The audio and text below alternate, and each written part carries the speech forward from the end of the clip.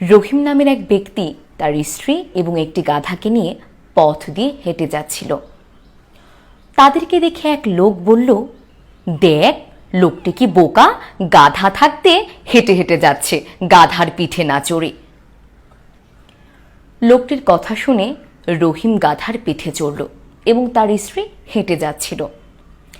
কিছু দূর পথ যাওয়ার পর আরেকজন লোক বলল, দেখ, লোকটি কি নিষ্ঠুর, নিজে গাধার পিঠে চড়ে যাচ্ছে আর স্ত্রীটাকে হাঁটিয়ে নিয়ে যাচ্ছে। তো এই কথা শুনে রহিম তার স্ত্রীকেও গাধার পিঠে চড়ালো। দুজনই গাধার পিঠে চড়ে যাচ্ছে। কিছু দূর যাওয়ার পর আরেকজন লোক তাদেরকে দেখে বলল, দেখ, কি অবস্থা, হাতির মতো দুই লোক গাধার পিঠে চড়ে বসে আছে, একটুও দয়া মায়া নেই। কথাটি শুনে রহিম গাধার পিঠ থেকে নেমে গেল। আরো কিছু দূর যাওয়ার পর আরেকজন লোক বলে বসল, দেখ, বেটা কি বউ পাগল, নিজে হেঁটে হেঁটে যাচ্ছে, বউকে গাধার পিঠে চড়িয়ে নিয়ে যাচ্ছে।